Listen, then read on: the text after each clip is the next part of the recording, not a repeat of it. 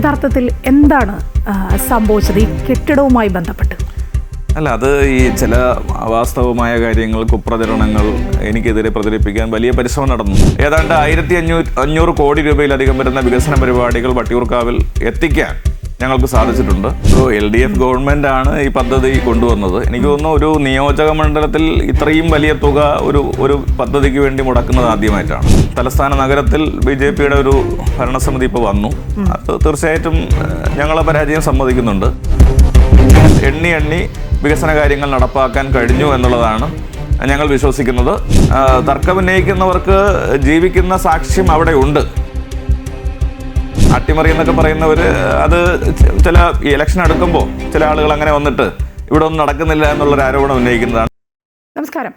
സംസ്ഥാനം നിയമസഭാ തെരഞ്ഞെടുപ്പിലേക്ക് കടക്കുകയാണ്. പല മണ്ഡലങ്ങളും പല കാരണങ്ങളാൽ ശ്രദ്ധാകേന്ദ്രവുമാണ്. അതിലൊന്നാണ് തിരുവനന്തപുരം ജില്ലയിലെ വട്ടിയൂർക്കാവ് മണ്ഡലം. 3 മുന്നണികളും ഇത്തവണ വളരെ പ്രതീക്ഷയോടെ നോക്കുന്ന മണ്ഡലം കൂടിയാണ് വട്ടിയൂർക്കാവ്. വട്ടിയൂർക്കാവ് MLA ശ്രീ VK പ്രശാന്ത് ചേരുകയാണ് ഞങ്ങൾക്കൊപ്പം ഈ സമയം. സ്വാഗതം. നമസ്കാരം. MLA, ഈ ഇടതുമുന്നണിയുടെ തെരഞ്ഞെടുപ്പ് ഒരുക്കങ്ങളൊക്കെ ഏതുവരെയായി, എങ്ങനെ പുരോഗമിക്കുന്നു? തീർച്ചയായിട്ടും ഞങ്ങൾ ഇപ്പോൾ അടുത്ത നിയമസഭാ ഇലക്ഷനിലേക്കുള്ള എല്ലാ നടപടികളും ആരംഭിച്ചിട്ടുണ്ട്. ഇപ്പോൾ SIRൻ്റെ വെരിഫിക്കേഷനും മറ്റു കാര്യങ്ങളും അതിൽ ആളുകളെ ചേർക്കൽ കാര്യങ്ങൾ ഉൾപ്പെടെ പ്രവർത്തനങ്ങൾ നമ്മൾ ആരംഭിച്ചിട്ടുണ്ട്. ഇപ്പോൾ ഇടതുമുന്നണിയെ സംബന്ധിച്ച് ഞങ്ങൾക്ക് ഈ ഇലക്ഷനിൽ ശുഭപ്രതീക്ഷയാണുള്ളത്. ഇപ്പോൾ തദ്ദേശ ഇലക്ഷനിൽ തിരിച്ചടി വന്നത് ഞങ്ങൾ വിലയിരുത്തിയിട്ടുണ്ട്. അതിൻ്റെ ഭാഗമായിട്ടുള്ള മുന്നൊരുക്കങ്ങളാണ് ഇപ്പോൾ നടന്നുകൊണ്ടിരിക്കുന്നത്. അപ്പോൾ തീർച്ചയായിട്ടും ഒരു 3ാം തുടർഭരണത്തിലേക്ക് എത്താൻ കഴിയുമെന്നുള്ള ശുഭാപ്തി വിശ്വാസത്തിലാണ് ഞങ്ങളുള്ളത്. അതിന് ആവശ്യമായിട്ടുള്ള മുന്നൊരുക്കങ്ങളാണ് ഇപ്പോൾ നടത്തിക്കൊണ്ടിരിക്കുന്നത്. സ്ഥാനാർത്ഥി പ്രഖ്യാപനം അത് ഉറ്റുനോക്കുകയാണ്. എല്ലാ മുന്നണികളുടെയും സ്ഥാനാർത്ഥികളെ ഉറ്റുനോക്കുന്നുണ്ട് രാഷ്ട്രീയ കേരളം. ഇടതു മുന്നണിയുടെ സ്ഥാനാർത്ഥി പ്രഖ്യാപനം, പ്രത്യേകിച്ച് CPMൻ്റെ സ്ഥാനാർത്ഥി പ്രഖ്യാപനം എപ്പോൾ പ്രതീക്ഷിക്കാം? അല്ല, അത് സ്വാഭാവികമായിട്ടും ഞങ്ങൾക്ക് സംഘടനാപരമായിട്ടുള്ള രീതികളുണ്ടല്ലോ. ഇപ്പോൾ CPIM അതിൻ്റെ എല്ലാ ഘടകങ്ങളിലുമുള്ള മീറ്റിങ്ങുകൾ പൂർത്തീകരിച്ച് കമ്മിറ്റികളുടെ തീരുമാനം വന്ന് അതനുസരിച്ച് പാർട്ടിയാണ് ആ കാര്യങ്ങൾ തീരുമാനം പ്രഖ്യാപിക്കുക. അത് സ്വാഭാവികമായിട്ടും ഇലക്ഷനോട് അടുത്ത ദിവസങ്ങളായിരിക്കും CPIMൻ്റെ സ്ഥാനാർത്ഥി പട്ടിക പാർട്ടി പ്രഖ്യാപിക്കുക. അപ്പോൾ അതിന് മുന്നോടിയായിട്ട് മാധ്യമങ്ങളുടെ ചർച്ചയിൽ ഇങ്ങനെ ഓരോ പേരുകൾ വരുന്നേ ഉള്ളൂ. അന്തിമമായിട്ട് പാർട്ടി ആയിരിക്കും എവിടെയെല്ലാം ആരൊക്കെ മത്സരിക്കണം എന്നൊക്കെ തീരുമാനിക്കുന്ന ഒരു സ്ഥിതി വരിക. അപ്പോൾ അത്തരം കാര്യങ്ങളിലേക്ക് ഇനി കടന്നു വരാനുള്ള സമയം ആവുന്നതേ ഉള്ളൂ. താങ്കൾ വട്ടിയൂർക്കാവ് തന്നെയല്ലേ? അല്ല, അതെല്ലാം പാർട്ടിയാണ് തീരുമാനിക്കേണ്ടത്. അപ്പോൾ ആരെല്ലാം സ്ഥാനാർത്ഥികളാവണം, ടേം നിബന്ധനയിൽ ഇളവ് കൊടുക്കുമോ, ഇങ്ങനെയുള്ള മുഴുവൻ കാര്യങ്ങളും അപ്പോൾ ഇതെല്ലാം പാർട്ടി നിശ്ചയിച്ച് ഞങ്ങളെ അറിയിക്കുന്ന മുറയ്ക്കാണ് ഞങ്ങൾക്ക് ആ കാര്യം പറയാൻ വേണ്ടി കഴിയുക. അതിനു മുമ്പ് പാർട്ടി പ്രവർത്തകർ എന്ന നിലയിൽ എനിക്കത് സൂചിപ്പിക്കാൻ വേണ്ടി കഴിയില്ല. വട്ടിയൂർക്കാവുകാർക്ക് പരിചിതനാണ്, അവിടുത്തെ MLA ആണ് താങ്കൾ. ഈ വട്ടിയൂർക്കാവ് മണ്ഡലത്തിലെ എടുത്തു പറയാവുന്ന താങ്കളൊരു പ്രവൃത്തി നേട്ടം അത് എന്തൊക്കെയാണ്? അല്ല, ഞാൻ ഉപതെരഞ്ഞെടുപ്പിലൂടെ MLA ആയ ആളാണ്. തിരുവനന്തപുരം മേയറായി പ്രവർത്തിക്കുമ്പോഴാണ് 2019 ഇവിടെ ഒരു ഉപതെരഞ്ഞെടുപ്പ് വരുന്നത്. അപ്പോൾ ആ സ്ഥാനം രാജിവെച്ച് ഇവിടെ മത്സരിക്കാൻ വേണ്ടി പാർട്ടി ആവശ്യപ്പെട്ടു. അതിൻ്റെ അടിസ്ഥാനത്തിലാണ് ഇവിടെ നിന്നത്. അപ്പോൾ ഞങ്ങളന്ന് 3ാം സ്ഥാനത്തായിരുന്നു. അപ്പോൾ 3ാം സ്ഥാനത്ത് നിന്നിട്ടാണ് ആ ഉപതെരഞ്ഞെടുപ്പിൽ ഞങ്ങൾ 1ാം സ്ഥാനത്തേക്ക് വന്ന് 14,000-ൽ പരം വോട്ടുകളുടെ ഭൂരിപക്ഷത്തിൽ വിജയിച്ചത്. അപ്പോൾ വട്ടിയൂർക്കാവ് വളരെ പിന്നാക്കാവസ്ഥയിലായിരുന്നു. കാരണം പൊട്ടിപ്പൊളിഞ്ഞ റോഡുകളും മറ്റ് പ്രശ്നങ്ങളുമൊക്കെ നിന്ന ഒരു കാലഘട്ടമാണ്. അപ്പോൾ 1.5 വർഷം മാത്രമേ ആ ഉപതെരഞ്ഞെടുപ്പിൻ്റെ ഭാഗമായിട്ടുണ്ടായിരുന്നുള്ളൂ. അപ്പോൾ ആ 1.5 വർഷവും റോഡുകളുടെ പൂർത്തീകരണത്തിനാണ് ഞങ്ങൾ ശ്രദ്ധ കൊടുത്തത്. എൻ്റെ നവമാധ്യമ പേജുകൾ നോക്കുന്നവർക്കറിയാം, 200-ലധികം റോഡുകളാണ് നമ്മൾ ആ 1.5 വർഷക്കാലം കൊണ്ട് പൊളിഞ്ഞു കിടന്ന റോഡുകൾ നന്നാക്കി മുന്നോട്ട് പോയത്. കഴിഞ്ഞ പൊതുതെരഞ്ഞെടുപ്പിലും ഞങ്ങളുടെ ഭൂരിപക്ഷം വർദ്ധിപ്പിക്കാൻ വേണ്ടി കഴിഞ്ഞു. 14,000-ൽ നിന്നും 21,000-ലേക്ക് ഭൂരിപക്ഷം വർദ്ധിപ്പിച്ചു. അപ്പോൾ കഴിഞ്ഞ 1.5 വർഷവും ഈ വർഷത്തെ 5 വർഷം കൂടി ചേർത്ത് കഴിഞ്ഞാൽ ഏതാണ്ട് 1500 കോടി രൂപയിലധികം വരുന്ന വികസന പരിപാടികൾ വട്ടിയൂർക്കാവിൽ എത്തിക്കാൻ ഞങ്ങൾക്ക് സാധിച്ചിട്ടുണ്ട്. ഇപ്പോൾ കഴിഞ്ഞ 40 വർഷമായി വട്ടിയൂർക്കാവിലെ ജനങ്ങൾ ആഗ്രഹിക്കുന്ന ഒന്നാണ് വട്ടിയൂർക്കാവ് ജംഗ്ഷൻ വികസനം. അതിനുവേണ്ടി ഏതാണ്ട് 560 കോടി രൂപയാണ് സംസ്ഥാന ഗവൺമെൻറ് മുതൽ മുടക്കി സ്ഥലം അക്യൂർ ചെയ്ത ഭാഗത്തെ നിർമ്മിതികൾ ഇപ്പോൾ പൊളിച്ചു മാറ്റിക്കൊണ്ടിരിക്കുകയാണ്. അടുത്ത ആഴ്ചയോടുകൂടി ടെൻഡർ നടപടികൾ കൂടി ആരംഭിക്കുകയാണ്. അപ്പോൾ ഒരു ചരിത്ര സ്വപ്ന സാക്ഷാത്കാരമാണ് വട്ടിയൂർക്കാവ് ജംഗ്ഷൻ വികസന നടപടികളിലൂടെ സാധ്യമാകുന്നത്. പേർക്കടയിലെ മേൽപ്പാലം 175 കോടി രൂപയുടെ നിർമ്മാണ പ്രവർത്തനങ്ങളാണ് അവിടെ ആരംഭിക്കാൻ വേണ്ടി പോകുന്നത്. അവിടെയും സ്ഥലമെടുപ്പ് പൂർത്തീകരിച്ചു. ഇങ്ങനെ ഓരോ മേഖലകളായിട്ട് എടുത്തു കഴിഞ്ഞാൽ എണ്ണി വികസന കാര്യങ്ങൾ നടപ്പാക്കാൻ കഴിഞ്ഞു എന്നുള്ളതാണ് ഞങ്ങൾ വിശ്വസിക്കുന്നത്. ജനങ്ങളുടെ മുമ്പിലുണ്ട്. റോഡുകളുടെ ആയാലും വട്ടിയൂർക്കാവ് മണ്ഡലത്തിലെ ഏതാണ്ട് PWD റോഡുകൾ ഇതിനോടകം തന്നെ 95% റോഡുകളും BMBC ആക്കി കഴിഞ്ഞു. ഇനി കുറച്ച് റോഡുകൾ മാത്രമേ ഉള്ളൂ. 2-3 മാസം കൂടി കഴിയുമ്പോൾ അതും കൂടി പൂർത്തീകരിക്കപ്പെടും. അപ്പോൾ ആ നിലയിൽ വട്ടിയൂർക്കാവ് നിയമസഭാ നിയോജക മണ്ഡലത്തിലെ മുഴുവൻ പ്രദേശങ്ങളിലും ഏതെങ്കിലും ഒരു വികസന പ്രവർത്തനം എത്തിക്കാൻ കഴിഞ്ഞിട്ടുണ്ട് എന്നുള്ള ശുഭാപ്തി വിശ്വാസം എനിക്കുണ്ട്. അതുകൊണ്ട് വളരെ ആത്മവിശ്വാസത്തോടെ തന്നെയാണ് ജനങ്ങളെ അഭിമുഖീകരിക്കാൻ വേണ്ടി പോകുന്നത്. ശരി, പക്ഷേ പ്രതിപക്ഷം പറയുന്നത് അങ്ങനെയല്ല. ഞങ്ങളൊക്കെ കേൾക്കുന്നത് ഈ വട്ടിയൂർക്കാവിലെ ജംഗ്ഷൻ വികസനത്തിൻ്റെ കാര്യം പറഞ്ഞല്ലോ താങ്കളിപ്പോൾ. ഏറെ ഗതാഗത കുരുക്കായിരുന്നു അവിടെ. അത് അഴിക്കാൻ ഏറെ ഘോഷിച്ചു കൊണ്ടുവന്ന ഒരു ജംഗ്ഷൻ വികസന പദ്ധതി, അത് ഭരണകൂടത്തിൻ്റെ അട്ടിമറി കൊണ്ട് എങ്ങും എത്തിയില്ല എന്നാണ് ഉയർന്ന ആരോപണം. അല്ല, അട്ടിമറിക്കാൻ നേരത്തെ ഈ പദ്ധതി ഇല്ലായിരുന്നല്ലോ. അപ്പോൾ LDF ഗവൺമെൻറ് ആണ് ഈ പദ്ധതി കൊണ്ടുവന്നത്. എനിക്ക് തോന്നുന്നു ഒരു നിയോജക മണ്ഡലത്തിൽ ഇത്രയും വലിയ തുക ഒരു പദ്ധതിക്ക് വേണ്ടി മുടക്കുന്നത് ആദ്യമായിട്ടാണ്. വട്ടിയൂർക്കാവിലെ ജനങ്ങൾക്ക് എന്തായാലും ആ കാര്യത്തിൽ പറയുന്നതിനോട് യോജിക്കാൻ വേണ്ടി കഴിയില്ല. കാരണം 7.5 കിലോമീറ്റർ ദൂരത്തിലുള്ള സ്ഥലത്തിനുള്ള മുഴുവൻ പണവും നമ്മൾ ഇതിനോടകം കൊടുത്തു കഴിഞ്ഞു. RR പാക്കേജിലെ പണം കൊടുത്തു കഴിഞ്ഞു. അപ്പോൾ ജനങ്ങളുടെ കയ്യിൽ അതിൻ്റെ കോമ്പൻസേഷൻ അടക്കമുള്ള തുക കൊടുത്തു കഴിഞ്ഞു. അപ്പോൾ എങ്ങനെ അട്ടിമറിക്കപ്പെടുക? ഇനി അവശേഷിക്കുന്നത് റോഡ് നിർമ്മാണമാണ്. നമുക്കറിയാലോ, ഒരു വൻകിട വികസന പദ്ധതിയിൽ ലാൻഡ് ഏറ്റെടുക്കുക എന്നുള്ളതാണ് ഏറ്റവും പ്രധാനപ്പെട്ട ഒരു സങ്കീർണമായ ഒരു കാര്യം. അത് ഞങ്ങൾ കഴിഞ്ഞ 5 വർഷം കൊണ്ട് ഇത്രയും സ്ഥലം വിജയകരമായി ഏറ്റെടുക്കാൻ കഴിഞ്ഞു. എന്ന് മാത്രമല്ല, സാധാരണഗതിയിൽ ഒരു ലാൻഡ് അക്വിസിഷൻ നടത്തി കഴിഞ്ഞാൽ 20-30 കൊല്ലം കഴിഞ്ഞിട്ടായിരിക്കും ഈ വസ്തുവിൻ്റെ ഉടമസ്ഥനൊക്കെ മരിച്ച് അനന്തരാവകാശികൾക്ക് പണം കിട്ടുക. ഇവിടെ വളരെ കൃത്യമായി പണം അവരുടെ അക്കൗണ്ടിലേക്ക് പോയി കഴിഞ്ഞു. RR പാക്കേജിലെ പണം പോയി കഴിഞ്ഞു. റിഹാബിലിറ്റേഷന് വേണ്ടി പ്രത്യേകമായ സ്ഥലം അക്യൂർ ചെയ്തു. അവിടെ 86 കോടി രൂപ റിഹാബിലിറ്റേഷന് വേണ്ടി മാത്രം ഞങ്ങൾ സ്ഥലം ഏറ്റെടുക്കുന്നതിന് വേണ്ടി ചെലവഴിച്ചു. അവിടെ 9.5 കോടി രൂപയുടെ 58 കച്ചവടക്കാർക്കുള്ള റിഹാബിലിറ്റേഷന് വേണ്ടിയുള്ള പണം അനുവദിച്ചു. അപ്പോൾ ഒരു അട്ടിമറിയും ഇവിടെ ഇല്ല. വളരെ കൃത്യമായി ലാൻഡ് ഏറ്റെടുത്തു, റോഡ് നിർമ്മാണത്തിനുള്ള പണം അനുവദിച്ചു, ടെൻഡർ നടപടികൾ ആരംഭിച്ചു. ഇതെല്ലാം കൃത്യമായി ഡോക്യുമെൻ്റ് ചെയ്ത് ഞങ്ങൾക്ക് കാണിക്കാൻ വേണ്ടി കഴിയും. അതുകൊണ്ട് അട്ടിമറി എന്നൊക്കെ പറയുന്നവർ അത് ചില ഇലക്ഷൻ അടുക്കുമ്പോൾ ചില ആളുകൾ അങ്ങനെ വന്നിട്ട് ഇവിടെ ഒന്നും നടക്കുന്നില്ല എന്നുള്ളൊരു ആരോപണം ഉന്നയിക്കുന്നതാണ്. ജനങ്ങൾക്ക് നല്ല ബോധ്യമുണ്ട്. ജനങ്ങളോട് ചേർന്ന് നിന്നുകൊണ്ട് തന്നെയാണ് ഈ പരിപാടികളൊക്കെ ഞങ്ങൾ പൂർത്തീകരിക്കുന്നത്. ഈ ജംഗ്ഷൻ നവീകരണത്തിൻ്റെ ഒപ്പം തന്നെ കേൾക്കുന്ന മറ്റൊന്ന് ഈ ഓട നവീകരണം, അതുപോലെ ഫുട്പാത്തുകൾ, സ്ട്രീറ്റ് ലൈറ്റുകളൊക്കെ സ്ഥാപിച്ച് വട്ടിയൂർക്കാവിനെ മികച്ച സാറ്റലൈറ്റ് ജംഗ്ഷൻ ആക്കും, അങ്ങനെ ഒരു വാഗ്ദാനം ഉണ്ടായിരുന്നല്ലോ MLAയുടെ ഭാഗത്തുനിന്നുകൊണ്ട്, വട്ടിയൂർക്കാവിനെ നന്നാക്കുക എന്ന തലത്തിൽ.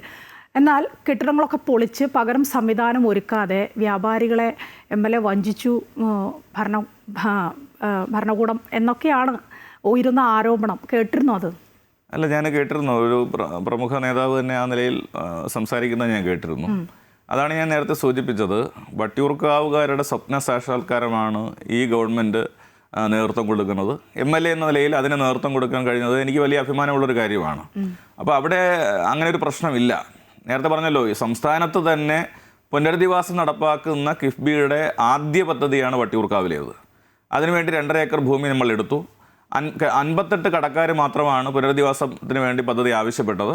അവർക്കാണ് ഞാൻ നേരത്തെ പറഞ്ഞതുപോലെ 9.5 കോടി രൂപ ഗവൺമെൻറ് അനുവദിച്ച് അതിൻ്റെ ടെൻഡർ നടപടിയിലേക്ക് നമ്മൾ കടന്നിരിക്കുന്നത്. അപ്പോൾ ഇവിടെ എവിടെയാണ് സ്വപ്നം ഇല്ലാതായിപ്പോയത്? അപ്പോൾ വളരെ കൃത്യമായി കാര്യങ്ങൾ നടക്കുകയാണ്. ഇത് മാത്രമല്ല, ഇപ്പം നമ്മൾ ഓരോ മേഖലയായിട്ട് എനിക്ക് പറയാൻ വേണ്ടി കഴിയും. വട്ടിയൂർക്കാവിലെ 26ഓളം വരുന്ന കോർപ്പറേഷൻ വാർഡുകളിൽ 33 കോടി രൂപയുടെ പദ്ധതികളാണ് ഈ കാലയളവിൽ നമ്മൾ ഏറ്റെടുത്തത്. ഒപ്പം തന്നെ സ്കൂളുകളുടെ വികസനത്തിനും മറ്റുമൊക്കെയായി 63 കോടി രൂപ ചെലവിട്ടു. തിരുവനന്തപുരം നമ്മുടെ പേർക്കട മാനസികാരോഗ്യ കേന്ദ്രം, അവിടെ മാസ്റ്റർ പ്ലാൻ നടപ്പാക്കുന്നതിന് വേണ്ടി 93 കോടി രൂപ ചെലവിട്ടു. നമ്മുടെ ജനറൽ ആശുപത്രി സാധാരണപ്പെട്ട മനുഷ്യരെ ആശ്രയിക്കുന്ന ഒരു സ്ഥാപനമാണ്. 137 കോടി രൂപയുടെ മാസ്റ്റർ പ്ലാനാണ് ഇപ്പോൾ ടെൻഡർ ചെയ്ത് അതിൻ്റെ ടെൻഡർ ഓപ്പണിംഗ് ടൈമിലേക്ക് എത്തിയിരിക്കുകയാണ്. അപ്പോൾ ഇങ്ങനെ ഓരോരോ പ്രദേശങ്ങളിലും എണ്ണി വികസന കാര്യങ്ങൾ പറയാൻ കഴിയുന്ന നിലയ്ക്ക് എത്തിയിട്ടുണ്ട്. ഈ സംശയം ഉന്നയിക്കുന്ന ആളുകൾക്ക് ഞാൻ പ്രോഗ്രസ് റിപ്പോർട്ട് ഞങ്ങൾ തയ്യാറാക്കുന്നുണ്ട്. വട്ടിയൂർക്കാവിൽ ഞങ്ങളൊരു വികസന സെമിനാർ നടത്തിയിരുന്നു. ആ വികസന സെമിനാറിൽ റെസിഡൻസ് അസോസിയേഷനുകളും ജനങ്ങളും ഉന്നയിച്ച വികസന നിർദ്ദേശങ്ങളിൽ ഏതെല്ലാം ചെയ്തു, ഏതെല്ലാം പ്രോഗ്രസ്സിലേക്ക് എത്തി, ഇത് ഞങ്ങളൊരു പ്രോഗ്രസ് റിപ്പോർട്ടാക്കി അടിച്ച് ഈ സംശയം ഉന്നയിക്കുന്നവരുടെ കൈകളിലേക്ക് കൊടുക്കാൻ വേണ്ടി തയ്യാറാണ്. അവരെ ഞാൻ വികസന സംവാദത്തിന് വേണ്ടി ക്ഷണിക്കുകയും ചെയ്യുകയാണ്. അവർ മുന്നോട്ട് വരട്ടെ. ഞങ്ങൾക്കിതെല്ലാം ജനങ്ങളോട് പറയുന്നതിൽ ഒരു ഭയവുമില്ല. ജനങ്ങളുടെ മുമ്പിൽ ഇതെല്ലാം ജീവിക്കുന്ന തെളിവുകളായി അവരുടെ ഒപ്പം ഉണ്ട് എന്നുള്ളതാണ് എൻ്റെ വിശ്വാസം. ഞാൻ എൻ്റെ ഒരു സംശയം ചോദിക്കട്ടെ. മികച്ച ജംഗ്ഷൻ ആക്കും, അത് MLAയുടെ ഒരു വാഗ്ദാനമായിരുന്നു. അങ്ങനെ ആയില്ല എന്നാണല്ലോ ഇപ്പോൾ ഉയരുന്ന ഒരു ആരോപണം. അതിനുവേണ്ടി ശ്രമിച്ചിരിക്കുന്നു, പക്ഷെ അതൊന്നും നടപ്പിലായിട്ടില്ല അല്ലേ ഇപ്പോഴും? അല്ല, അങ്ങനെയല്ല. ഞാൻ പറഞ്ഞല്ലോ, ഇത് ഇപ്പം നിലവിൽ 8.5 മീറ്റർ ഉള്ള റോഡിനെ 18.5 മീറ്റർ ആക്കി മാറ്റുകയാണ്. അപ്പോൾ ലാൻഡ് എടുക്കണം. അപ്പോൾ 18.5 മീറ്റർ ആക്കി മാറ്റുമ്പോൾ സ്വാഭാവികമായിട്ടും പല വീടുകൾ പൊളിക്കേണ്ടതായിട്ട് വരും, കച്ചവട സ്ഥാപനങ്ങൾ പൊളിക്കേണ്ടതായിട്ട് വരും. ഇതിന് വളരെയധികം സമയം ആവശ്യമാണ്. നമുക്കറിയാമല്ലോ, 19 റവന്യൂ നടപടികൾ പൂർത്തീകരിച്ചാണ് ലാൻഡ് അക്വിസിഷൻ പൂർത്തീകരിച്ച് പണം നൽകേണ്ടത്. ഇതെല്ലാം കഴിഞ്ഞ 5 വർഷം കൊണ്ട് പൂർത്തീകരിച്ചു. ഏറ്റെടുത്ത വസ്തുവകൾ പൊളിച്ചുകൊണ്ടിരിക്കുകയാണ്. ഈ പൊളിച്ചിട്ടിരിക്കുന്ന ചില ഭാഗങ്ങളൊക്കെ ചൂണ്ടിക്കാണിച്ചിട്ടാണ് വികസനം വന്നില്ലെന്ന് പറയുന്നത്. നിങ്ങൾ പേടിക്കണ്ട, 74 കോടി രൂപ മുടക്കിക്കൊണ്ട് 4 വരി പാത വട്ടിയൂർക്കാവിലൂടെ കടന്നു വരും. മീഡിയൻ ഉണ്ട്, ഫുട്പാത്ത് ഉണ്ട്, ഡക്റ്റ് സൗകര്യമുണ്ട്, സ്ട്രീറ്റ് ലൈറ്റ് ഉണ്ട്, എല്ലാ സൗകര്യങ്ങളും അതിൻ്റെ ഭാഗമായിട്ട് വരും. DPR ഇപ്പോൾ കിഫ്ബി അംഗീകരിച്ചു. അതിനുള്ള ടെൻഡർ നടപടികളിലേക്ക് KRF ഇപ്പോൾ കടന്നിട്ടുണ്ട്. അപ്പോൾ എനിക്ക് തോന്നുന്നൊരു ജനുവരി അവസാനത്തോടു കൂടി ഫെബ്രുവരി ആദ്യത്തോടു കൂടി നമ്മൾ കല്ലിട്ട് നിർമ്മാണ പ്രവർത്തനങ്ങൾ കൂടി ആരംഭിക്കും. യഥാർത്ഥത്തിൽ നിർമ്മാണം വളരെ നടക്കും. ഈ ലാൻഡ് അക്വിസിഷനാണ് നമ്മളെ അല്പം സമയം എടുക്കേണ്ടതായിട്ട് വന്നത്. ഞാൻ യഥാർത്ഥത്തിൽ MLA ആകുമ്പോൾ വിചാരിച്ചത് വളരെ പെട്ടെന്ന് ലാൻഡ് എടുക്കാമെന്നാണ്. പക്ഷേ പല ആളുകളും കോടതി സമീപിക്കും, അല്ലെങ്കിൽ തർക്കങ്ങൾ ഉന്നയിക്കും. അപ്പോൾ ഇതെല്ലാം പരിഹരിച്ചിട്ടാണ് ഏതാണ്ട് 1000-ഓളം വരുന്ന ആളുകളിൽ നിന്നും ഈ വസ്തു ഏറ്റെടുത്ത് അവർ പ്രതീക്ഷിക്കാത്ത നിലയിലുള്ള നഷ്ടപരിഹാരം കൊടുത്തുകൊണ്ട് നമ്മൾ ആ ലാൻഡ് അക്വിസിഷൻ പൂർത്തീകരിച്ചത്. ഒരു പരാതിക്കും ഇടയില്ലാത്ത നിലയിലാണ് ആ കാര്യങ്ങൾ പൂർത്തീകരിക്കുന്നത്. അതുകൊണ്ട് തർക്കമുന്നയിക്കുന്നവർക്ക് ജീവിക്കുന്ന സാക്ഷ്യം അവിടെ ഉണ്ട്. പൊളിച്ചതൊക്കെ മാറും. അത് റോഡ് നിർമ്മാണത്തിൻ്റെ ഭാഗമായിട്ട് ഞങ്ങൾ ആ പ്രവർത്തനങ്ങളെല്ലാം നടത്തുന്നുണ്ട്. വളരെ പ്രധാനപ്പെട്ട ഒരു വികസന നടപടിയായിരിക്കും വട്ടിയൂർക്കാവിൽ വരിക. വട്ടിയൂർക്കാവ് ജംഗ്ഷൻ വികസനം തുടങ്ങി അത് പേരൂർക്കടയിലേക്ക് വരികയും അവിടെ ഓവർ ബ്രിഡ്ജിൻ്റെ നിർമ്മാണം ആരംഭിക്കുകയും ചെയ്യുകയാണ്. ഒപ്പം അതിന് തൊട്ടപ്പുറത്ത് അമ്പലമുക്ക് ജംഗ്ഷൻ്റെ വികസനവും സാന്ത്വനം ജംഗ്ഷൻ്റെ വികസനവും വരികയാണ്. അതാണ് ഞാൻ പറഞ്ഞത്, വട്ടിയൂർക്കാവിൻ്റെ ഏത് മേഖല എടുത്ത് പരിശോധിച്ചാലും മേൽപ്പാലം അത് എങ്ങനെയാണ് പേരുക്കട മേൽപ്പാലം കാലാകാലമായി കേൾക്കുന്നതാണത്. അതെ, അതും ഞങ്ങൾ കഴിഞ്ഞ ഈ പറഞ്ഞ രീതിയിൽ ആരംഭിച്ചതാണ്. കഴിഞ്ഞ പൊതു തെരഞ്ഞെടുപ്പിൻ്റെ സമയത്താണ് നമ്മൾ കല്ലിട്ടത്, അതിർത്തി കല്ലുകൾ സ്ഥാപിച്ചത്. തുടർന്ന് ലാൻഡ് അക്യൂർ ചെയ്തു. ഈ അക്യൂർ ചെയ്ത ഈ അക്വിസിഷൻ പ്രോസസ്സാണ് അല്പം സമയം എടുക്കുന്നത്. അത് നമ്മൾ പൂർത്തീകരിച്ചു. ഏറ്റെടുത്ത വസ്തുവകൾ ഇപ്പോൾ അതിൻ്റെ കെട്ടിട ഭാഗങ്ങളും മറ്റും പൊളിച്ചു മാറ്റിക്കൊണ്ടിരിക്കുകയാണ്. അതിൻ്റെയും 175 കോടി രൂപയുടെ ഭരണാനുമതി ഇപ്പോൾ ഗവൺമെൻറ് നൽകി ടെൻഡറിങ് നടപടിയിലേക്ക് ഞങ്ങൾ പോവുകയാണ്. അപ്പോൾ ഈ നിലയിലാണ് കാര്യങ്ങൾ. കാരണം നമുക്ക് സ്വിച്ച് ഇട്ടാൽ വികസനം വരുത്താൻ വേണ്ടി കഴിയില്ല. അപ്പോൾ ഇതിന് ലാൻഡ് അക്വിസിഷന് നിയമം അനുശാസിക്കുന്ന നിയമപരമായിട്ടുള്ള ചില കാര്യങ്ങൾ ചെയ്യേണ്ടതായിട്ടുണ്ട്. അത് വസ്തു ഉടമസ്ഥൻ്റെ അവകാശം കൂടിയാണ്. അപ്പോൾ അദ്ദേഹത്തിനെ അത് ബോധ്യപ്പെടുത്തി മാത്രമേ ഇടതുമുന്നണിയുടെ കയ്യിലാണ് ഭരണം. ഇല്ല, ഞാനിപ്പോൾ വന്നിട്ട് 6.5 കൊല്ലമാവുന്നേ. അതെ, താങ്കൾ 6.5 കൊല്ലമേ ആയിട്ടുള്ളൂ, ശരിയാണ്. പക്ഷേ സംസ്ഥാനം ഭരിക്കുന്നത് ഇടതുമുന്നണിയാണ്. അതെ, ആ ഇടതുമുന്നണിയാണ് വട്ടിയൂർക്കാവുകാരുടെ സ്വപ്നം സാക്ഷാത്കരിക്കുന്നത്. കഴിഞ്ഞ 40 വർഷത്തിലേറെ ആയല്ലോ ആ മണ്ഡലം വന്നിട്ട്. അപ്പോൾ ഈ 10 വർഷത്തിനിടയിലാണ് ഇതൊക്കെ നടക്കുന്നത് എന്നുള്ളത് കാലാകാലമായുള്ള പരാതികളാണ് ഇതൊക്കെ. അത് ഈ 10 വർഷക്കാലത്തെ ഇടതുമുന്നണിയുടെ തുടർഭരണത്തിലെങ്കിലും അതൊക്കെ ഒന്ന് പരിഗണിക്കപ്പെടുമെന്നായിരുന്നു വട്ടിയൂർക്കാവുകാർ വിചാരിച്ചിരുന്നത്. താങ്കളുടെ ഭാഗത്തുനിന്ന് ശ്രമങ്ങൾ ഉണ്ടായിട്ടുണ്ട്, ഇല്ല എന്ന് ഞാൻ പറയില്ല. പക്ഷേ എന്നിട്ടും ഇനിയുമുണ്ട്, കുറേ കടമ്പകൾ കടക്കാനുണ്ട്. അതുകൊണ്ടാണ് ചോദിച്ചത്. അല്ല, അങ്ങനെയല്ല. അത് വസ്തുത ഞാൻ വളരെ വ്യക്തമായി പറഞ്ഞല്ലോ. ഈ വസ്തു വിട്ടു തന്ന ആളിന് അയാളുടെ കയ്യിൽ പൈസ എത്തി, കോമ്പൻസേഷൻ. നിർമ്മാണ പ്രവർത്തനങ്ങൾ ആരംഭിക്കുന്നു. പിന്നെ എന്താണ് അതിൽ അവ്യക്തതയുള്ളത്? അപ്പോൾ ഈ ഗവൺമെൻറ്റാണ് ഏതാണ്ട് 506 കോടി രൂപ വട്ടിയൂർക്കാവിന് വേണ്ടി മുതൽ മുടക്കിയിരിക്കുന്നത്. ഈ ഗവൺമെൻറ്റാണ് 175 കോടി രൂപ പേരൂർക്കടയ്ക്ക് വേണ്ടി മുതൽ മുടക്കിയിരിക്കുന്നത്. ഇതിൻ്റെ സിംഹഭാഗവും ലാൻഡിൻ്റെ കോമ്പൻസേഷനാണ്. ഈ കോമ്പൻസേഷൻ വാങ്ങേണ്ട മുഴുവൻ ആളുകൾക്കും പണം കൊടുത്തു കഴിഞ്ഞു. അപ്പോൾ അവരാരും ഇതിൽ സംശയം ഉന്നയിക്കുന്നത് ഞാൻ വിചാരിക്കുന്നില്ല. കാരണം അവരുടെ വീടും അവരുടെ കടകളും അവരുടെ മരങ്ങളും അതിലുമൊക്കെയാണ് പൊളിച്ചത്. അപ്പോൾ സ്വാഭാവികമായിട്ടും പ്രത്യേകത എന്താ? കാത്തിരിക്കേണ്ടി വന്നില്ല. ഒരാൾക്കും പിറകെ കയറി ഇറങ്ങാതെ, ശുപാർശ ചെയ്യാതെ മുഴുവൻ പേർക്കും പണം അവരുടെ അക്കൗണ്ടിലേക്ക് നൽകി. അപ്പോൾ തന്നെ ഒന്നാമത്തെ സാക്ഷ്യം വന്നു കഴിഞ്ഞല്ലോ. ഇനി നിർമ്മാണം നടക്കാത്തതാണ് അങ്ങ് ചൂണ്ടിക്കാണിച്ചതെങ്കിൽ അത് 1-2 മാസം കൊണ്ട് തന്നെ അതിൻ്റെ പണികൾ ആരംഭിക്കും. യഥാർത്ഥത്തിൽ കൺസ്ട്രക്ഷൻ നമുക്ക് 1-2 വർഷം മതിയാവും കൺസ്ട്രക്ഷൻ പൂർത്തീകരിക്കാൻ. പക്ഷേ ഇതിൻ്റെ ലാൻഡ് അക്വിസിഷൻ എടുത്ത സമയത്തെക്കുറിച്ചാണ് ഞാൻ പ്രതിപാദിച്ചത്. അത് ഈ ഗവൺമെൻറ് ജനങ്ങൾക്ക് നൽകിയ വാക്കാണ്, MLA ജനങ്ങൾക്ക് നൽകിയ വാക്കാണ്. അത് തീർച്ചയായിട്ടും പൂർത്തീകരിക്കപ്പെടും. ശരി. മറ്റൊന്ന്, ചരിത്രത്തിൽ ആദ്യമായി നമ്മുടെ സംസ്ഥാനത്ത് ഒരു കോർപ്പറേഷൻ്റെ ഭരണം ഇന്ന് BJPയുടെ കൈകളിലാണ്, അതും തലസ്ഥാന നഗരം. ആ വിജയത്തെ എങ്ങനെ നോക്കിക്കാണുന്നു MLA? തീർച്ചയായിട്ടും അതൊരു തലസ്ഥാന നഗരത്തിൽ BJPയുടെ ഒരു ഭരണസമിതി ഇപ്പോൾ വന്നു. അത് തീർച്ചയായിട്ടും ഞങ്ങളെ പരാജയം സമ്മതിക്കുന്നുണ്ട്. ഞങ്ങളതിൻ്റെ കാര്യകാരണങ്ങളെ സംബന്ധിച്ച് വിശദമായി ചർച്ച ചെയ്യുന്നുണ്ട്. അതിൻ്റെ അടിസ്ഥാനത്തിൽ അവർ മുന്നോട്ട് പോകട്ടെ. കാര്യങ്ങൾ ഞങ്ങളുടെ കുറവുകൾ പരിശോധിച്ച് ഞങ്ങൾ അടുത്ത ടൈമിൽ തിരിച്ചു പിടിക്കുന്നതിനാവശ്യമായിട്ടുള്ള പരിശ്രമങ്ങൾ ഞങ്ങൾ നടത്തുന്നുണ്ട്. അതിനാവശ്യമായിട്ടുള്ള കാര്യങ്ങളാണ് ഞങ്ങൾ ഇപ്പോൾ ആലോചിച്ചുകൊണ്ടിരിക്കുന്നത്. അവർക്കൊരു അവസരം കിട്ടി, അവരത് നന്നായിട്ട് പ്രയോജനപ്പെടുത്തട്ടെ എന്നുള്ളതാണ് എനിക്ക് ആശംസിക്കാനുള്ളത്. അരനൂറ്റാണ്ട് കൈയടക്കി വെച്ച കോർപ്പറേഷൻ എങ്ങനെയാണ് CPM-ന്റെ കയ്യിൽ നിന്ന് കൈവിട്ടു പോയത്? അവിടെ BJP പല മാർഗങ്ങളിലൂടെ ജയം എത്തിക്കുന്നതിന് ആവശ്യമായിട്ടുള്ള പരിശ്രമങ്ങൾ അവർ നടത്തി. അതിന് പലവിധ തന്ത്രങ്ങൾ അവർ സ്വീകരിച്ചു. തെരഞ്ഞെടുപ്പ് സ്വാഭാവികമായിട്ട് അതൊക്കെ സ്വീകരിക്കും. അപ്പോൾ അതിൻ്റെയൊക്കെ ഭാഗമായിട്ട് ചില സംഭവ വികാസങ്ങളുണ്ടായി. ഏറ്റവും അവസാനം ഗവൺമെൻറ്റിനെതിരായിട്ടുള്ള വലിയ ക്യാമ്പയിൻ വന്നു. അപ്പോൾ അത്തരം കാര്യങ്ങളൊക്കെ ചില ജനങ്ങൾ തെറ്റിദ്ധരിക്കപ്പെടുന്നൊരു സ്ഥിതി വന്നു. അപ്പോൾ അതൊക്കെ കൊണ്ടാണ് BJP ജയിക്കുന്ന ഒരു സാഹചര്യം തിരുവനന്തപുരത്ത് വന്നത്. ഞാനതാണ് പറഞ്ഞത്, പാർട്ടി അത് വിലയിരുത്തിയിട്ടുണ്ട്, ഞങ്ങളെല്ലാം അത് പരിശോധിക്കുന്നുണ്ട്. ഞങ്ങളുടെ ഭാഗത്ത് എന്തെങ്കിലും പിശകുകൾ ഉണ്ടെങ്കിൽ അതെല്ലാം തിരുത്തി ഈ കൈവിട്ടു പോയ തിരുവനന്തപുരം നഗരസഭ തിരിച്ചു പിടിക്കുക എന്നുള്ള ലക്ഷ്യത്തിലേക്കാണ് ഞങ്ങൾ പോകുന്നത്. അതുകൊണ്ട് ഞങ്ങൾക്ക് നിരാശയൊന്നുമില്ല. ഈ 5 വർഷം അവർ ഭരിക്കട്ടെ. ഇപ്പോൾ കേന്ദ്ര ഗവൺമെൻറ്റിൽ നിന്നും എന്തൊക്കെയോ ഇവിടെ കൊണ്ടുവരുമെന്നാണല്ലോ അവർ പറയുന്നത്. അപ്പോൾ അതിനുള്ളൊരു അവസരമായിട്ട് അവരത് എടുക്കട്ടെ. നേരത്തെ ഇവിടെ സൂചിപ്പിച്ചതുപോലെ ഈ 5 വർഷം കൊണ്ട് മാറ്റങ്ങൾ ഉണ്ടാക്കാൻ അവർക്ക് കഴിയുമെങ്കിൽ അത് തെളിയിച്ച് കാണിക്കാനുള്ളൊരു അവസരമായി അവരത് ഉപയോഗിക്കട്ടെ. തീർച്ചയായിട്ടും ഞങ്ങളത് ക്രിയാത്മക പ്രതിപക്ഷമായിട്ട് എടുത്തുകൊണ്ട് മുന്നോട്ട് പോകും. താങ്കൾ കോർപ്പറേഷനിലെ മേയറായിരുന്ന ആളാണ്. അതുകൊണ്ട് താങ്കൾക്കറിയാം ഒരു മേയർ എങ്ങനെ വേണം കാര്യങ്ങൾ മുന്നോട്ട് കൊണ്ടുപോകാൻ എന്ന് താങ്കൾക്കറിയാം. അതിൽ നിന്നൊക്കെ വ്യത്യസ്തമായിരുന്നോ കഴിഞ്ഞ മേയറുടെ പ്രവർത്തന രീതി? പരിചയക്കുറവുണ്ടായിരുന്നോ മേയർക്ക്? അത്തരത്തിലുള്ള വിവരങ്ങളൊക്കെ പല വഴിക്കും വരുന്നുണ്ട്. പാർട്ടി അണികളിൽ നിന്ന് പോലും വന്നിരുന്നു. അല്ല, ഇപ്പോൾ നമ്മൾ ഒരു പുതിയ ആളിനെ മേയറാക്കുമ്പോൾ, ഇപ്പം ഞാനും 32ാമത്തെ വയസ്സിലാണ് മത്സരിച്ച് എന്നെ മേയറാക്കുന്നത്. അപ്പോൾ അന്നും ഈ ആരോപണം വന്നിരുന്നു, പരിചയമില്ലാത്ത ഒരാളിനെ എങ്ങനെയാണ് മേയറാക്കുക.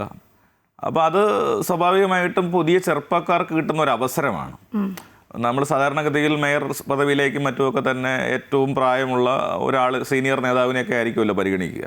അപ്പോൾ അതിൽ നിന്നും വ്യത്യസ്തമായിട്ടാണ് LDF ചിന്തിച്ച് ആദ്യം എന്നെ മേയറാക്കുന്നു. എൻ്റെ പീരീഡിൽ പരമാവധി ജനങ്ങളുമായി ചേർന്ന് നിന്ന് കാര്യങ്ങൾ ചെയ്ത് മുന്നോട്ട് പോയിട്ടുണ്ട്.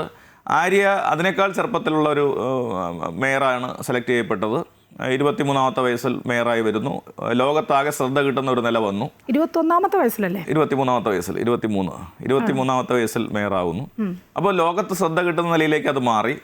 അപ്പോൾ കാര്യങ്ങൾ നന്നായിട്ട് തന്നെ നടന്നിട്ടുണ്ട്. പക്ഷേ ചില കാര്യങ്ങളിൽ ഒരു തെറ്റായ പ്രചരണങ്ങൾ നടന്നു. ഇപ്പം നേരത്തെ ഇവിടെ സൂചിപ്പിച്ചതുപോലെ ധാർഷ്ട്യമെന്നോ അല്ലെങ്കിൽ മറ്റെന്തെങ്കിലുമൊക്കെ പേര് പറഞ്ഞുകൊണ്ട് അങ്ങനെയൊക്കെ ഒരു ഇടപെടൽ നടത്താൻ അല്ലെങ്കിൽ ആ പ്രചരണം നടത്താൻ കൊണ്ടുപിടിച്ച പരിശ്രമങ്ങൾ നടന്നു. അതിനെ പ്രതിരോധിക്കുന്ന കാര്യത്തിൽ ചില പരാജയങ്ങൾ ഉണ്ടായിട്ടുണ്ട് എന്നുള്ളതിനെയാണ് ഞങ്ങൾ മനസ്സിലാക്കുന്നത്. അപ്പോൾ ഞാൻ നേരത്തെ സൂചിപ്പിച്ചതുപോലെ ഞങ്ങളുടെ പാർട്ടി സമ്മേളനങ്ങളിൽ, കമ്മിറ്റികളിൽ ഈ കാര്യം വിശദമായി ചർച്ച ചെയ്തിട്ടുണ്ട്. അപ്പോൾ അത് പരാജയത്തിൻ്റെ കാരണം മേയറാണ് അല്ലെങ്കിൽ ഈ ഭരണസമിതിയാണ് എന്ന് ഞങ്ങൾക്ക് ആക്ഷേപമില്ല. അല്ല, ഈ വിമർശനം ഉയർന്നത് പുറത്തുനിന്ന് മാത്രമല്ല, പാർട്ടിക്കുള്ളിൽ നിന്നും ഉയർന്നിരുന്നു. അല്ല, ഞങ്ങളുടെ പാർട്ടി കമ്മിറ്റികൾ ചേരുന്നത് പരസ്പരം അങ്ങോട്ടും ഇങ്ങോട്ടും പുകഴ്ത്താനല്ലല്ലോ. ഞങ്ങൾക്കുണ്ടാകുന്ന വീഴ്ചകൾ ഞങ്ങൾ ചർച്ച ചെയ്യും. അത് എൻ്റെ ഭാഗത്തുനിന്നായാലും ആര്യയുടെ ഭാഗത്തുനിന്നായാലും ചെയ്യുന്നത് അത് പരിഹരിക്കാൻ വേണ്ടിയാണ്. പക്ഷെ പരിഹരിക്കാനായില്ല. അരനൂറ്റാണ്ട് കൈപ്പിടിയിൽ ഒതുക്കിയ കോർപ്പറേഷൻ കയ്യിൽ നിന്ന് പോയി. അല്ല, അതാണ് ഞാൻ പറഞ്ഞത്. ഞങ്ങൾക്ക് അവിടെ പരാജയം സംഭവിച്ചു. ഞങ്ങൾ ആ പരാജയം അഡ്മിറ്റ് ചെയ്തിട്ടുണ്ട്. അപ്പോൾ അടുത്ത 5 വർഷം കൊണ്ട് ഞങ്ങൾ തിരിച്ചു വരും. അപ്പോൾ അതുകൊണ്ട് BJP-യുടെ കയ്യിലേക്ക് ഇത് സ്ഥിരമായി ഏൽപ്പിച്ചു കൊടുത്തു അർത്ഥമില്ലല്ലോ.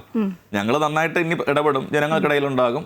ജനങ്ങൾ കാര്യങ്ങൾ മനസ്സിലാക്കട്ടെ. കഴിഞ്ഞ 5 വർഷം ഇവർക്ക് എന്ത് ചെയ്യാൻ വേണ്ടി കഴിയുമെന്ന് അവർ നോക്കട്ടെ. അപ്പം ഞങ്ങളെ സംബന്ധിച്ച് ഞങ്ങളുടെ കഴിഞ്ഞ 45 വർഷം കൊണ്ട് പരമാവധി നേട്ടങ്ങൾ ഈ നഗരത്തിന് ഉണ്ടാക്കിയെടുക്കാൻ വേണ്ടി സാധിച്ചിട്ടുണ്ട്. ഇപ്പോൾ സ്മാർട്ട് സിറ്റി പദ്ധതി അടക്കം ഇന്ത്യയിലെ ടോപ്പ് അച്ചീവറായിട്ട് തലസ്ഥാന നഗരം മാറിയിട്ടുണ്ട്.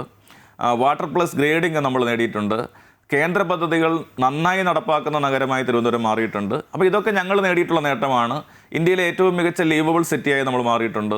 സുരക്ഷിത നഗരമായി നമ്മൾ മാറിയിട്ടുണ്ട്. മാലിന്യ പ്ലാന്റ് ഇല്ലെങ്കിൽ പോലും മാലിന്യം കുറച്ച നഗരമായി മികച്ച ഗ്രേഡിംഗ് നേടാൻ നമുക്ക് കഴിഞ്ഞു. അപ്പോൾ ഇങ്ങനെയെല്ലാം ഒരുപാട് നേട്ടങ്ങൾ തലസ്ഥാന നഗരം സ്വന്തമാക്കിയിട്ടുണ്ട്. ഇതൊരു സോളാർ സിറ്റിയായി, സ്മാർട്ട് സിറ്റിയായി, സ്വച്ഛമായി ജീവിക്കാൻ കഴിയുന്ന ഒരു നഗരമാക്കി മാറ്റിയിട്ട് തന്നെയാണ് ഞങ്ങൾ മുന്നോട്ട് പോകുന്നത്. ഇപ്പോൾ വന്നിട്ടുള്ള പരാജയം താൽക്കാലികമാണ്. അതാണ് എനിക്ക് അതിനെ സംബന്ധിച്ച് പറയാനുള്ളത്. ശരി, ഈ കോർപ്പറേഷൻ കെട്ടിടത്തിലെ ഓഫീസുമായും ചില തർക്കങ്ങളും വാദപ്രതിവാദങ്ങളും ഒക്കെ ഉണ്ടായി. അത് താങ്കളായി തന്നെ അത് അവസാനിപ്പിച്ചു. അത് നന്നായി ഏതായാലും. എന്നാലും ചോദിക്കുകയാണ്, യഥാർത്ഥത്തിൽ എന്താണ് സംഭവിച്ചത് ഈ കെട്ടിടവുമായി ബന്ധപ്പെട്ട്? അല്ല, അത് ഈ ചില അവാസ്തവമായ കാര്യങ്ങൾ, കുപ്രചരണങ്ങൾ എനിക്കെതിരെ പ്രചരിപ്പിക്കാൻ വലിയ പരിശ്രമം നടന്നു. നിങ്ങൾക്ക് എല്ലാവർക്കും അറിയാമല്ലോ. കഴിഞ്ഞ 7 വർഷമായിട്ട് ഞാൻ MLA ആയി പ്രവർത്തിക്കുകയാണ്. അതിനു മുമ്പ് മേയറായിരുന്നു. ഈ കാലയളവിൽ എനിക്കെതിരെ വ്യക്തിപരമായ ഒരു അധിക്ഷേപവും ആരും ഉന്നയിച്ചിട്ടില്ല. അപ്പോൾ ഇപ്പോൾ ഒരു പ്രശ്നം വന്നു. ആ കെട്ടിട ഭാഗം ഒഴിയണമെന്ന് അവിടുത്തെ കൗൺസിലർ ആവശ്യപ്പെടുന്നൊരു സാഹചര്യം വന്നു. അതുമായി ബന്ധപ്പെട്ട് പല ആളുകളും അതിനെ ഏറ്റുപിടിക്കുന്ന ഒരു സ്ഥിതി വന്നു. വസ്തുത എന്താ, ഞാൻ ബൈ ഇലക്ഷനിൽ തിരഞ്ഞെടുക്കപ്പെടുമ്പോൾ യഥാർത്ഥത്തിൽ MLA ഹോസ്റ്റലിൽ മുറിയില്ല. സാധാരണഗതിയിൽ ശ്രീ കെ മുരളീധരൻ അവിടുത്തെ മുറിയിൽ തന്നെയാണ് ഓഫീസ് പ്രവർത്തിപ്പിച്ചത്. ആ ഓഫീസ് അടക്കം വേറെ MLA-മാർക്ക് നൽകപ്പെട്ട് കഴിഞ്ഞു. അപ്പോൾ എനിക്ക് അനുവദിക്കപ്പെട്ടത് സ്പീക്കറുടെ 2 റൂമുകളാണ്. അതാണെങ്കിൽ 1-ാം നിലയിലാണ്. അപ്പോൾ ഞങ്ങൾ പരിശോധിക്കുമ്പോൾ വയസ്സായ ആളുകൾക്ക് വരാൻ ബുദ്ധിമുട്ടാണ്, സെക്യൂരിറ്റിയെ കാണണം, പടികൾ കയറി മുകളിലേക്ക് വരണം.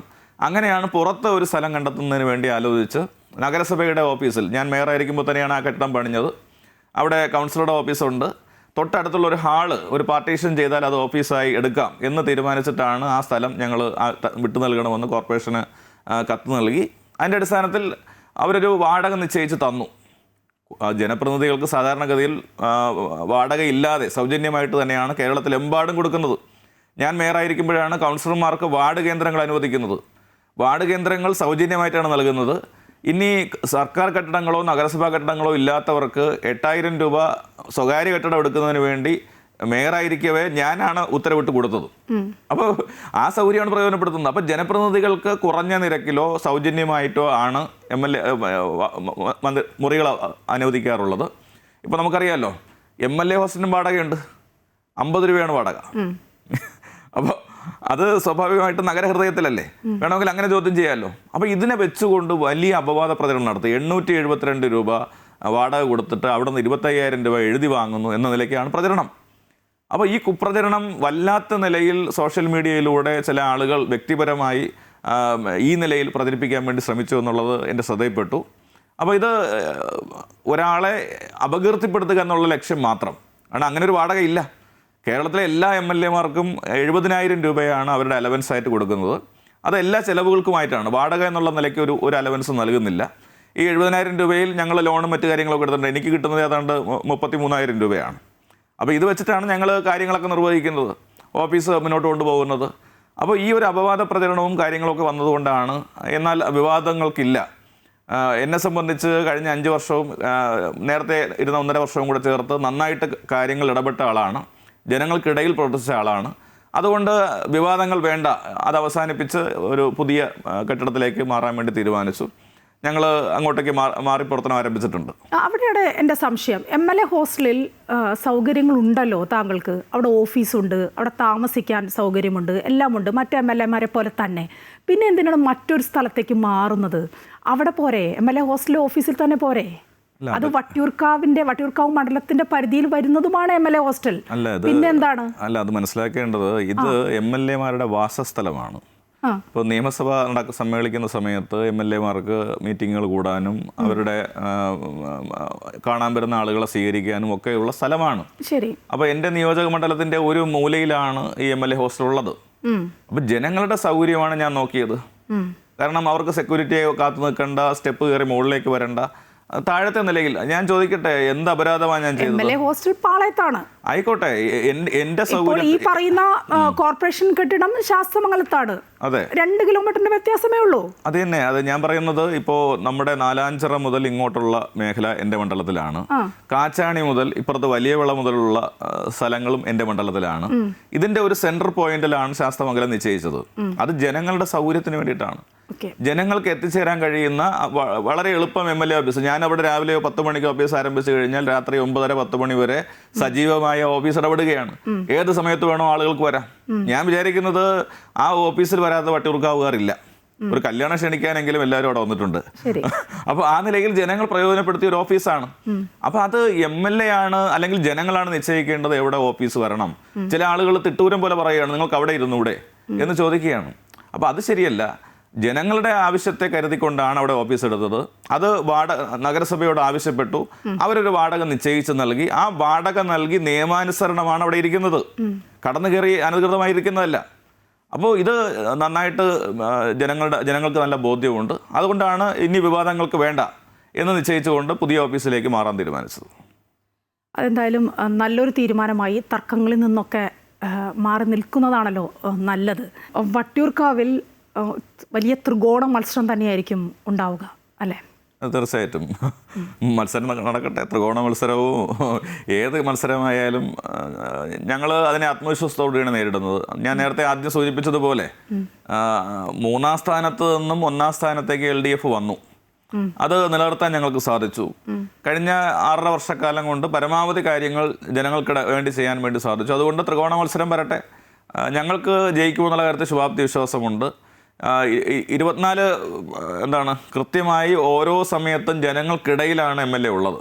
അപ്പോൾ MLAയുടെ സാന്നിധ്യം എല്ലായിടത്തും ഉണ്ട്, വികസന കാര്യങ്ങൾ നടക്കുന്നുണ്ട്, സർക്കാരിൻ്റെ നല്ല സപ്പോർട്ടുണ്ട്. അതുകൊണ്ട് ഞങ്ങൾക്ക് ശുഭാപ്തി വിശ്വാസമുണ്ട്.